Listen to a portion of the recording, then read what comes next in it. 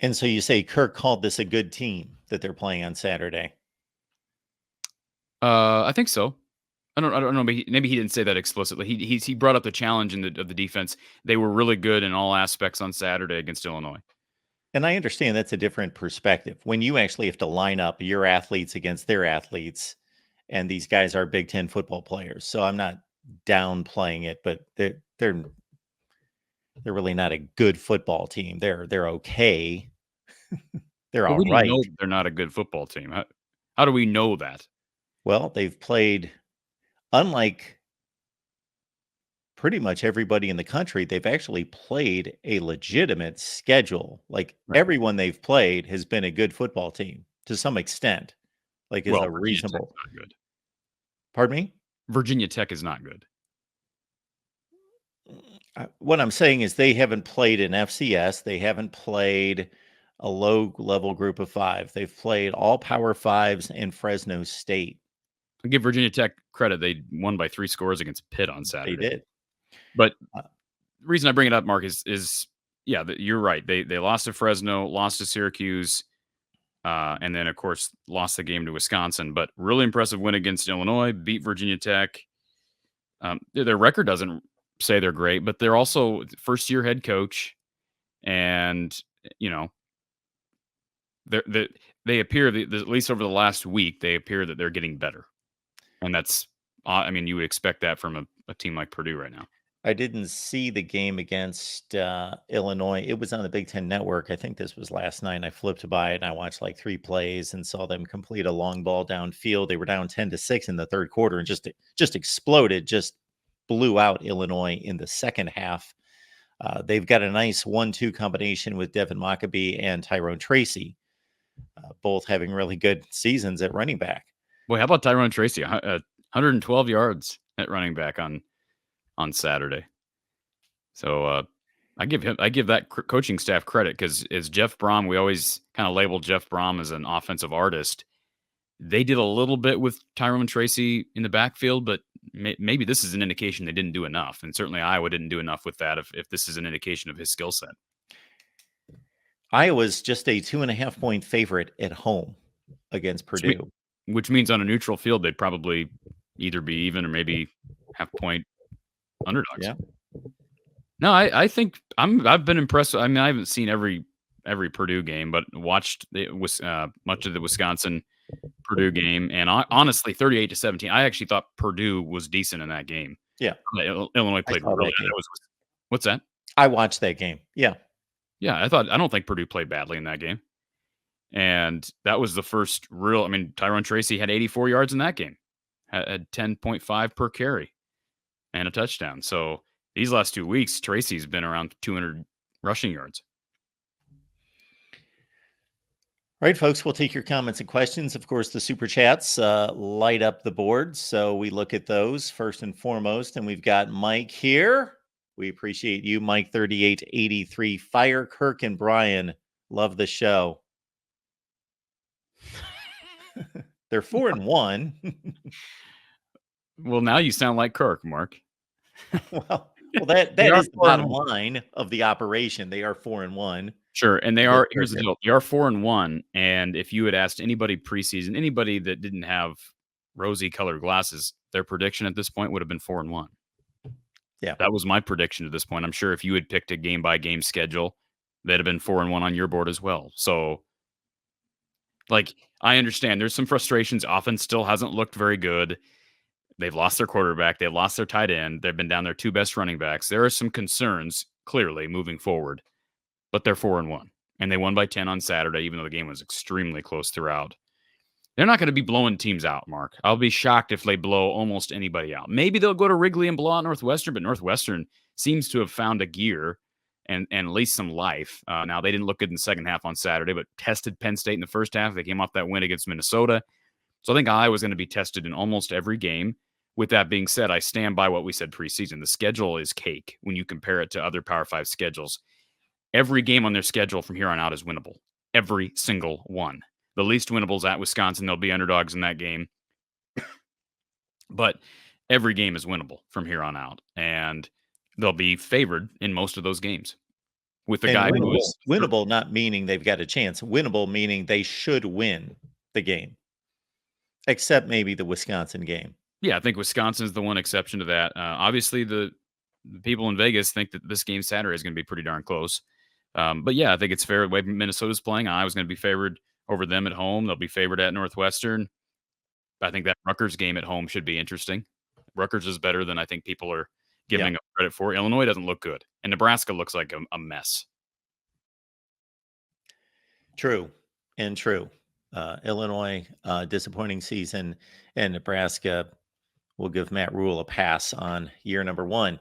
Well, we will find out a little bit more about this Purdue football team and how good or decent or not so good they are. We've got the big time boiler showing up for us here. Hey, how's it going, man? Corey, Mark, how we doing? Doing well. Appreciate Good you to see being you. here. Absolutely. Glad to be here. Well, we'll get things started with this big second half against Illinois. You know, two teams that were, you know, at least by the Vegas odds, considered to be equals. And you would think, based on previous results, that might be the case. And then Purdue just really put down the throttle in the second half, scored 3 consecutive touchdowns to pull away. Yeah, that was a big game. I mean, going into that game, it was kind of a put up or shut up for Purdue and Illinois, really. Purdue desperately needed that win. It was a big program win, obviously, with Ryan Walters coming from Illinois to beat his old head coach 44 to, put 44 points up. And I saw a stat that's the most Brett Bielema has gone against him so far. So they've obviously are recruiting similar players, and so that's going to help. But that was definitely the most complete game that Purdue's played so far this season. They've been pretty up and down. And Grant's here, so I want to segue to Illinois because we want to focus in on this matchup and on Purdue. But Mark, I don't know how to feel about Illinois. We're so reactionary as fans and as college football people, but man, with the corner they seemed to turn last year, and they have not looked good at any point this year. And I don't know. That's strange because I think very highly of Brett Bielema, but I don't know. That Luke Altmaier experiment has not been very good, and I don't know. Will be interesting to see. There are rumors now that perhaps they're going to be making some staff changes here in the near future. So I have them last in my power rankings. You know, they just beat FAU by 6 points. I know. They needed a fourth down miracle and a last second field goal to beat Toledo in the opener. They looked awful against Kansas, and then this second half. So we'll turn it over to Corey after I lead into Tyrone Tracy, because I'm sure we're going to head in that direction at some point. 112 yards, 2 really good games the last 2 weeks. Great 1-2 punch with he and Devin Mockabee. Yeah, I'll tell you what, man, Tyrone Tracy looks like a legit running back. I think, Corey, I heard you mention earlier that, Jeff Brom, they put Tyrone at running back last year, but he was kind of split in time and really didn't use him a whole lot. He had a pretty good carry against Michigan in the Big Ten championship game, but this staff put him at running back full time. Of course, he was a really good running back in high school. He's actually become our starting running back. Devin Mockabee's had some fumbling issues, way too many fumbling issues, but Tyrone, man, he goes between the tackles real strong. He's a strong runner. I made a comment to my brother. This is going to sound crazy, but he actually looks like a legit NFL running back. He scored a touchdown in every game this year. He's got a 100-yard kickoff return for a touchdown week 1. He looks like a player. One of our best players in offense for sure. Ball security. Is his ball security strong? It is. I mean, surprisingly, he's not fumbled once. Sometimes it kind of feels like he's carrying that thing a little loose, but it's not gone now. Knock on wood, I say that. Yeah. But he's got a tight grip on that thing because that's the one thing I noticed. I think it was the Wisconsin game, his touchdown run. I'm seeing that ball out here, and I'm thinking, ooh, that thing's going to get ripped. Yeah. Now, I have no doubt, Mark, that Tyrone's going to have extra ambition playing this game, and I can tell you, this was not like the Charlie Jones situation. I think there was some hard feelings from Iowa, given kind of the dynamic of what happened with Charlie, and I think that the perception of, well, first of all, there were things that happened with the Purdue coaching staff that Iowa didn't like and how they pursued Charlie. Tyrone was different, and I don't think there was any bad blood on either side, but Tyrone's not going to be happy. I mean, at one point in 2021, there was this idea that he was, the top, maybe one of the top receivers in the conference, and then he hardly got the ball the rest of the year. And I don't blame Tyrone for that. I mean, Iowa's proven that they can't scheme for receivers and wideouts consistently well. So now he did have some drop issues that year, but I give Ryan Walters, this coaching staff, credit because, I mean, here you have a former DC, and you had an offensive genius in Jeff Brom who tinkered with the idea of running Tyrone as a tailback, and now you have a DC take over the program, and he seems to be right where he belongs now at tailback, and that's going to be different. I mean, Kirk was asked about it today, and he said, we saw that at Iowa. We saw his ability to run, but they didn't. You're right. They didn't run him a lot. They ran him a little bit out of Wildcat, I believe, in 2020 with Tyler Goodson, I think Amir Smith-Marset, but I've been impressed with him as well. Hudson Card's an interesting one, Grant, because I don't hear a lot of talk about him. Maybe it's just the team's 2-3. I understand, that people aren't talking about teams that are under 500. But in general, he's been really good. And you think about some of the transfers across this conference, a lot of transfers at quarterback, and we've had some that have completely flopped. Luke Altmaier's not been good. Jeff Sims hasn't been good. Hudson Card has been good for the most part. Can you talk about what he's given what he's given Purdue transferring from Texas in the offseason? Yeah, he's a steady force back there. Quite frankly, I was a little surprised. I was looking up his stats before I got on here, and he's only has 5 throwing touchdowns this year, which I thought was kind of shocking for those that did Deion Burks. But he's got a couple rushing touchdowns. They're running a bit of the or actually more like the read option with Hudson, which has taken him a few games to get down. Quite frankly, he was pretty terrible at it to start the year. He never actually ran himself. He's actually got some pretty good legs, but he's kind of been hesitant to run. That's changed a little bit here recently. But for the most part, he makes the right decisions, doesn't force anything. He's kind of a sort of a game manager that can actually throw the ball, if that makes any sense. But yeah, he's been a revelation to have back there for sure. I'm hesitant, Mark, and I'll see if you agree with this. I'm hesitant to ever call a guy in college who's in the plus territory in rushing yards, a quarterback, a game manager. I mean, he's got 75 rushing yards in the season. So, that's an indication that, as you said, Grant, the dude can move his legs. And that is something that I'm thinking of past Purdue quarterbacks. When's the last time Purdue had a real mobile quarterback? I mean, we're probably talking Joey Elliott, I would say. When was that? That would have been 2009, I want to say, maybe. Wow. So right after Curtis Painter. I know we say that with Iowa, although Iowa had CJ Beathard in 15 and 16, like that's a long time. And I know it's a different coaching staff, different era. So this is going to be a totally different, so many different things to look at, obviously a totally different approach defensively, different personnel. And yet you have the familiar face in Tyrone Tracy. So I'm intrigued by this matchup. Yeah, we saw Aiden O'Connell get his first NFL start over the weekend. And this was not a highly publicized transfer portal move as quarterbacks go, even though he played at Texas. I was always impressed with Hudson Card at Texas.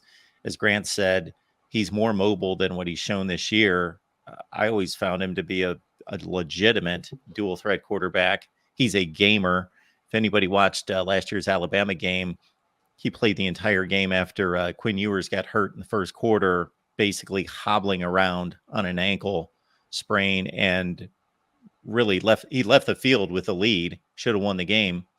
And I've always been impressed with Hudson Card, and I would think, Grant, that based on what Ryan Walters wants to do, and what type of culture or identity he wants to have with his football team, that Hudson Card's a big part of that, being that style of player and not Aiden O'Connell, where you feel like, well, we need to throw it 40 times to justify this guy's arm.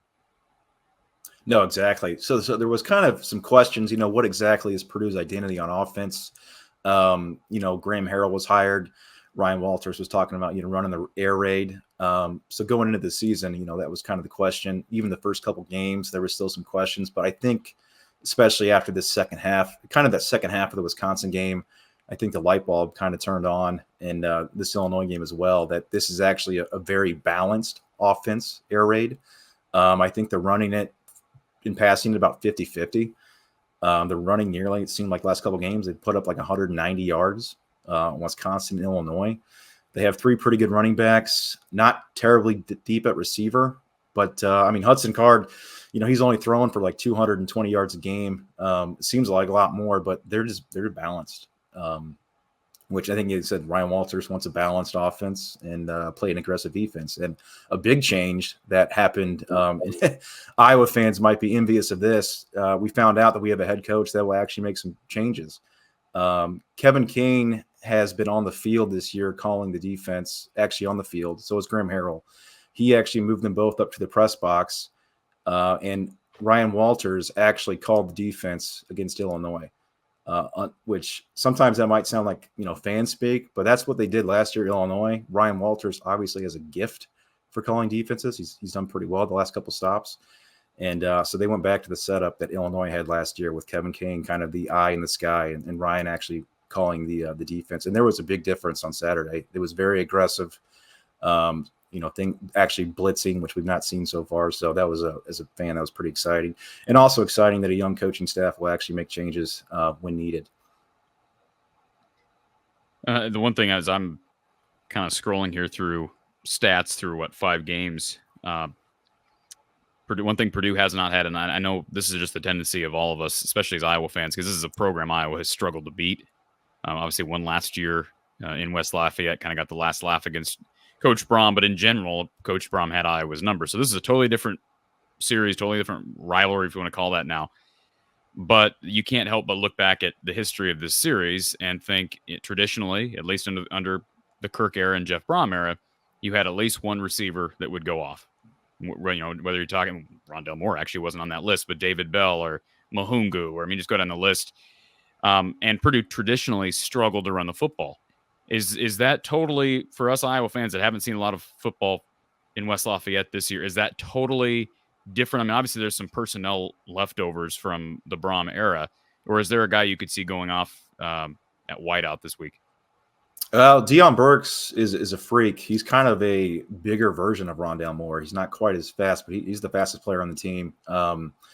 They're making an emphasis of giving him the ball. He's got 4 touchdowns on the year. They're starting to actually give him the ball kind of on, in the backfield a little bit, kind of getting creative a little bit with actually getting the ball. He's kind of your go-to receiver, but yeah, they don't have a ton of, deep threats per se. Again, they're more balanced. They're actually going to try to run the ball. They're not going 5 wide. Usually it's only 3 wide receivers on the field, 1 tight end or 2 tight end. And a big injury too just happened. Max Clare, who's been our starting tight end, looked very impressive. Had some sort of injury kind of a freak injury last week, and he's going to be out for the year, it sounds like. So it's kind of a big loss for us. But Garrett Miller will be the starting tight end, who's coming off an injury himself, but he's kind of back to health. Well, both these teams will have injuries because Iowa's down their top tight end, down the quarterback, down at least 1 running back. It sounds like maybe Caleb Johnson makes it back this week. He's been putting in some work, but Jazz Patterson will remain out. One thing I just, again, perusing through stats that jumped out off the stat sheet to me is Purdue's been really good on critical downs, specifically on 3rd down. I think they're around 45% on the year. Iowa's worst in the conference, not even close, at 27%. So, if you run the ball effectively, obviously that's going to be able to set up more manageable 3rd downs. And so Tyrone Tracy is going to be a big storyline in this game. If they get behind, obviously cough up the football, it can totally change the game. But if you're getting chunk plays, it's going to be hard for a lot of teams have been nickel and diming Iowa to death this year. And defensively, I don't have the numbers in front of me, but my guess is Iowa hasn't been quite as good on 3rd down defense this year. So that could be a big time stat to follow. Yeah, and that kind of changed recently because Purdue started out the year horrendously on 3rd down against Fresno State. And part of the reason was, the starting that first game, we were down to our 3rd string center who had just joined the team from Colorado like 3 weeks before that. So had we even had our backup center, we probably would have beat Fresno State because we were really struggled running the ball. Then our starting center, all Big Ten, Gus Hartwick came back week 3, and that's made a huge difference. He's kind of back to healthy too. So you've kind of seen that improvement here the last couple of weeks. And correct me if I'm wrong, King Doru is out for the year. He's actually at Cal. He transferred. Oh, he transferred. I was going to. Is he doing anything? I don't think so. He's one of the 40 players that transferred or got cut. Basically, we're kind of a mini Colorado situation over here at Purdue that kind of went unnoticed. I was just about to say I didn't know that Colorado actually lost players. I was surprised to hear that. They actually lost. Yeah, we brought in 20 transfers ourselves and 20 freshmen and cut 30 players. Some went on their own and some just Ryan Walters and company axed. Grant, I don't know if this is where you were with this football team to start the season, but considering there's a lot of respect for Jeff Brom, Aiden O'Connell, Charlie Jones, etc., Payne Durham, etc., that people were not projecting this team to be a contender in this division. But if you I don't want to oversell a second half against Illinois as changing a narrative in the division. But if you look at every other team outside of Northwestern that has had a significant upgrade from what we thought they were, but they needed a mammoth upgrade from what people considered what they would be this year. Every other team in the division, from my perspective, is worse or has given us a worse indication of what they should be this season than what was projected preseason, except for Purdue. So do you have any thoughts about this team possibly challenging in this division? They're only a 2.5-point underdog on the road against a team that is kind of the co-favorite.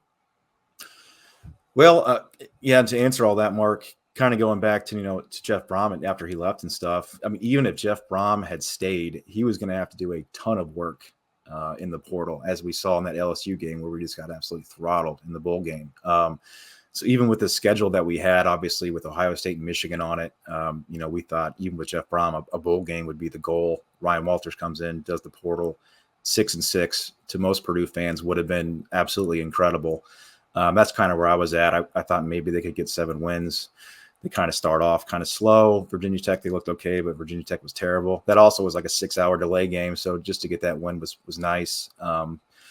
Then the Syracuse, and they didn't have a turnover either the first 2 games. And then Syracuse happens. We just cough up the ball like crazy. It was a better of a game than kind of the score anticipated, but Purdue should have been in there a little bit better. Wisconsin first half was terrible.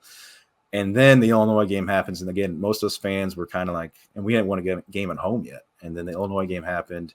That was, again, put up or shut up. And they really showed out. And so, and as you said, the Big Ten West is pretty atrocious. And I don't even know who the favorite is at this point. Possibly Wisconsin, maybe Iowa. But yeah, seeing these other teams, I don't know if Purdue is going to go to Indy, but I like their chances a lot better now than I did a week ago.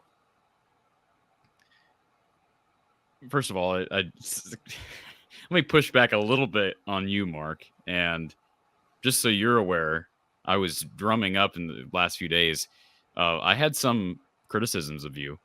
And we can save those for another show, Mark. But oh yes, let's hear them. Strong criticism. I think you've been a little hard on Iowa in general. You've been taking shots at Iowa on social media. You've been summoning Iowa into your debate with Notre Dame fans. You brought up the change at offensive coordinator at Indiana over the last few days, like you're breaking some news to Iowa fans. You seem like you're kind of being a little bit opportunistic with Iowa fans' pain. So I understand that to an extent. In response to your comment a few minutes ago that Purdue's the only team in the West that have exceeded expectations, I would challenge that to an extent because I don't think anybody expected anything from Northwestern. As of right now, Northwestern. I mentioned Northwestern. Oh, you did mention? I put them on the side as a mammoth. I think I used the term mammoth, significant upgrade from what we expected. Okay, and I would say the same thing about Iowa and Wisconsin. The verdict is still out on both those teams. I don't think either of those teams have underachieved. Yeah, the verdict's out on everyone. Well, but I'm just saying neither of those teams have any losses that we didn't expect them to have. I mean, Wisconsin lost at Washington State. I mean, I predicted Wisconsin win that game, but 3-1 at this point in the season, 4-1 for Iowa. I think those are records that we expected.